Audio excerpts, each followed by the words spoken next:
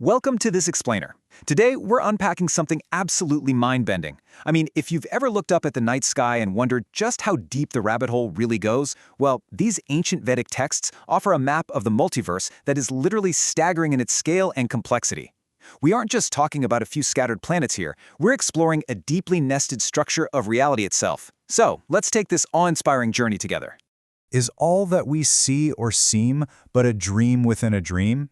You know, the famous poet Edgar Allan Poe once asked that beautiful, haunting question. And think about that for a second. What's fascinating is how perfectly it captures the hard philosophical premise of the ancient Vedic texts we're exploring today. According to this ancient literature, the physical universe we inhabit just isn't the ultimate concrete reality we usually assume it is. It's a huge paradigm shift. Basically, this entire cosmos is essentially a divine dream. All right, here's our roadmap for This Explainer. We're going to cover the three aspects of God: anatomy of the soul, dreaming the multiverse, engineering the cosmos, and finally, the paths of yoga. Let's dive right in. Section 1. The three aspects of God. Understanding the absolute truth.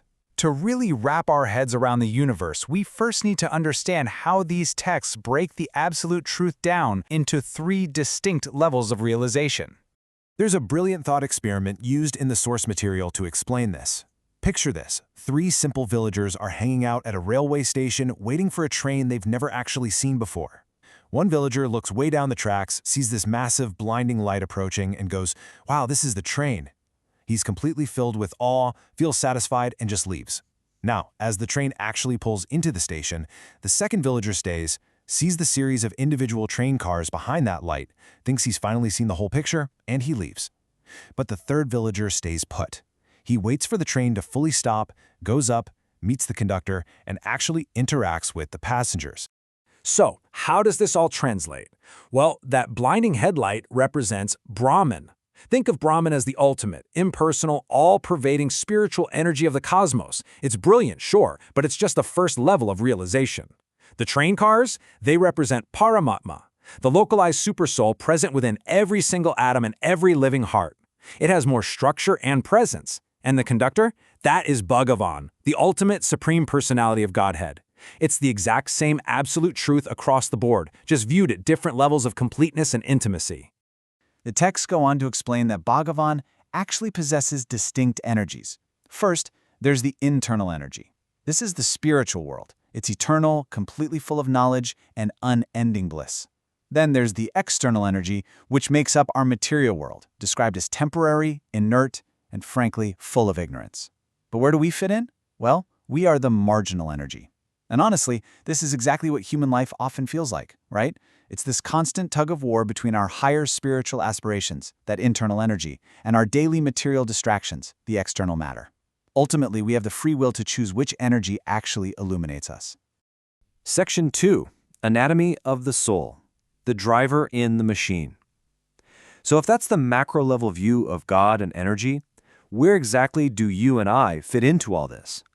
According to the Bhagavad Gita, your soul is sitting inside your body, kind of like a driver sitting behind the wheel of a car. Your eternal soul is essentially wearing a virtual reality headset. But here's the catch. It's not just the gross physical body covering us. There's also a subtle material body, and that's made up of the mind, the intelligence, and the false ego. Now, what exactly is the false ego? It's simply the illusion that we are our physical bodies. The actual eternal soul, the true driver, is just kicking back, observing the world through the machinery of the senses, always accompanied by that Paramatma, or supersoul, sitting right there in the passenger seat. Section 3. Dreaming the multiverse. The illusion of separateness.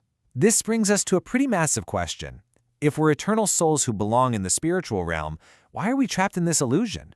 Why are we wearing the headset in the first place? Well, the texts claim this material world only exists because some souls actually desired the illusion of independence. They wanted to experience a reality entirely separate from the Supreme. The concept here is just staggering.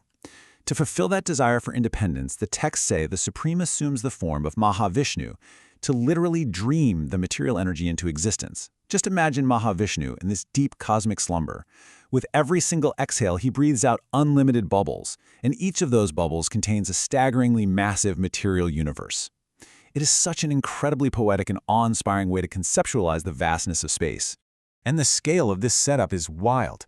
When you map out the Vedic spiritual sky compared to our material universes, a huge contrast emerges. Even with its trillions of universe bubbles floating around, the entire material creation only accounts for 1/4 of God's energy. In fact, compared to the eternal spiritual realm, the texts describe our entire material cosmos as being nothing more than a small cardboard box sitting tucked away in the far corner of a vastly larger, infinite reality.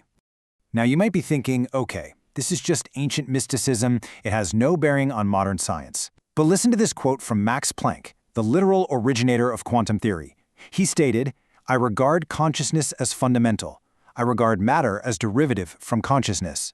This perfectly mirrors that ancient Vedic assertion that spiritual energy and consciousness actually precede material creation. It flips our whole modern assumption completely on its head. Our physical brains don't create consciousness, consciousness creates the physical world. Energy comes before matter. And speaking of mind-bending concepts, we have to talk about time. I mentioned Mahavishnu exhaling universes earlier, right? Well, according to the texts, the entire lifespan of a single universe lasts for exactly one breath of Mahavishnu. When he exhales, creation happens. When he inhales, it's all drawn right back in. So how long is that single breath in our time? A staggering 310 trillion solar years. Let that sink in for a moment. 310 trillion. So honestly, don't worry too much about your to-do list today. In cosmic terms, it's literally less than a blink. Section 4. Engineering the Cosmos, the wealthy financier analogy. So, how is the inside of this 310 trillion year bubble actually constructed? The source material uses a really great analogy here. If a billionaire wants to build a skyscraper, he doesn't exactly go out there and pour the concrete himself, right? He delegates. Similarly, the Supreme Lord is completely aloof from the heavy lifting of material creation. Mahavishnu exhales the universes, and then expands into Garbhodakasai Vishnu to enter each specific universe. From there, Lord Brahma is generated as the very first living entity. Brahma acts as the empowered manager, the cosmic engineer who takes the raw material elements and actively assembles the 14 planetary systems inside our specific universe. Section 5. The Paths of Yoga, Waking Up from the Cosmic Dream. This brings us to the most practical part of our journey together. We've explored the creation and the trap of the material world, but how does the soul actually navigate back to its eternal spiritual home? So the text outlined 4 progressive Vedic disciplines, or yogas, each with its own specific objective and destination. Karma Yoga uses charity and daily rituals to build detachment, which leads the soul to higher heavenly material planets. Ashtanga Yoga focuses on severe mind control and intense meditation to reach the body of the Lord. Gnana Yoga uses rigorous philosophical study to eliminate falsehood and merge with the Brahman effulgence. Remember the blinding headlight of the train from our earlier analogy? But as the texts explain, while those 3 paths heavily elevate the practitioner, Bhakti Yoga is considered the absolute highest culmination of all spiritual pursuits. So, the real key here is understanding Bhakti Yoga. It's defined as the path of devotion and pure unconditional love. The whole goal is reawakening our normal, eternal state of spiritual happiness. The texts say that by meditating on the name, form, and qualities of the Supreme, specifically by chanting the Maha Mantra, the mind is liberated. But why use sound? Because in this philosophy, just as an intense sound frequency can physically shatter a glass, a specific spiritual sound vibration, like the Maha Mantra, is engineered to shatter the illusion of the material mind. It unlocks the eternal consciousness within and finally satisfies the soul's deep longing to end its material illusion. So, I'll leave you with this thought. Are you simply the driver, quietly observing the vehicle of your own body? When you strip away the temporary physical forms, the mind, that false ego we talked about, what remains?